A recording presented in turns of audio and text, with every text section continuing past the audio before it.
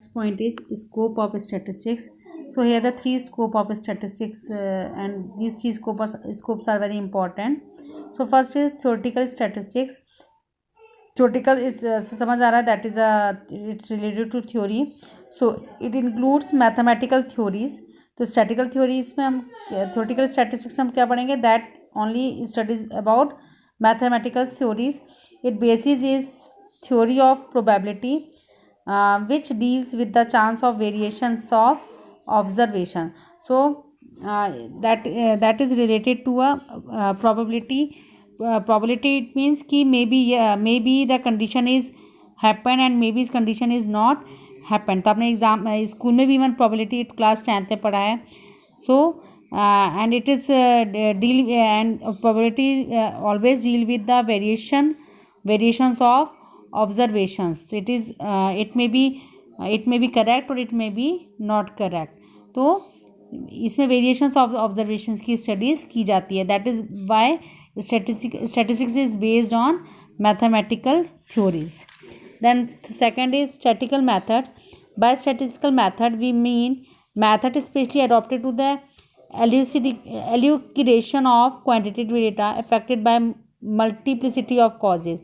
So here in a statistical method you just write down there's a seven main sub points of statistical method, and this seven sub method is very important for about the how to studies in the economics. So first of all, collection of data. It means method to be applied for obtaining requisite information. The method of collection of data depends upon the nature, object and scope of investigation along with the availability of money and time. So जो भी collection of data होगा किस base पे होगा, it depends होगा किस पे, nature पे, ऑब्जेक्ट पे, और उसका क्या स्कोप है ऑफ इन्वेस्टिगेशन. जो भी इन्वेस्टिगेशंस किए जाएंगे that is a depend on nature, object and scope.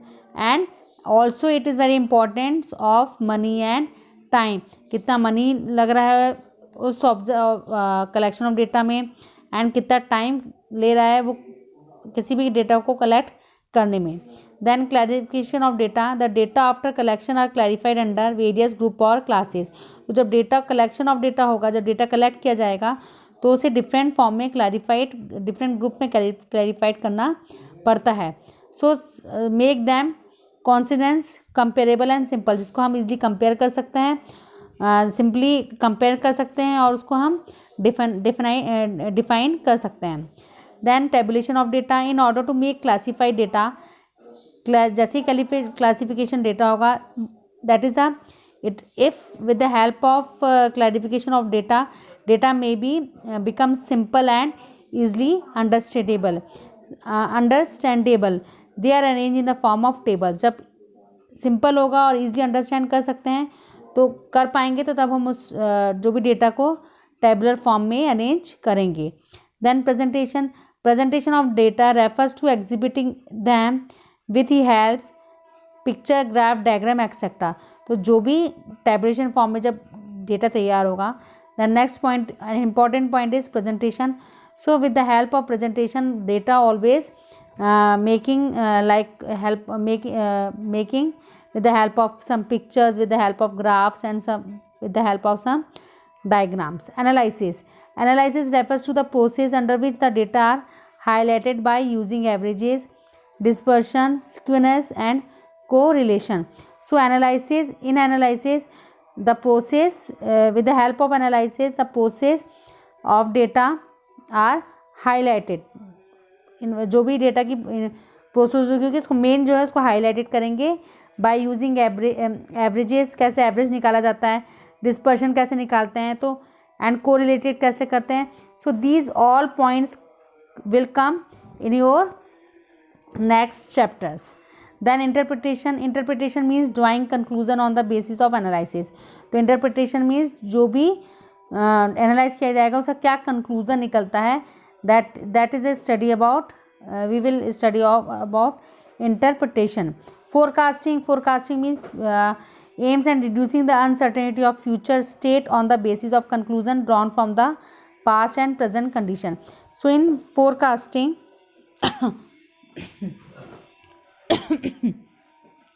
So in forecasting मेन हमें फ्यूचर का देखना है, फ्यूचर के बारे में सोचना, that is called a forecasting. तो with the help of forecasting, the main aims of forecasting is reducing the uncertainty of any risk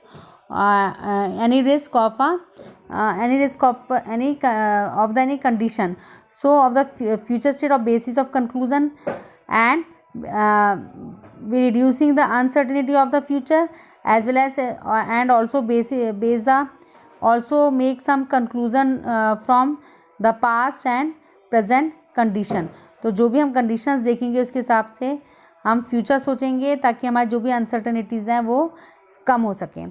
Then third point is applied statistics. In applied statistics deal with application of rules and principles.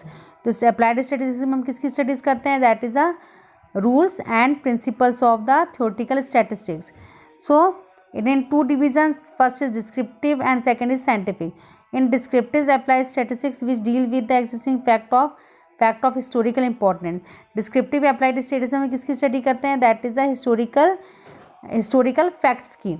And these facts are very important for important as well as very great interest. Then B is scientific applied statistics. In scientific applied statistics which deal with the establishment of laws, rules and doctrines. तो जो भी scientific applied studies में हम किसकी studies करते हैं? It's related to laws and rules of any of the statistics. So these 3 points are very important in scope of statistics. So you have to write in your notebook and you have to learn each and every point very seriously.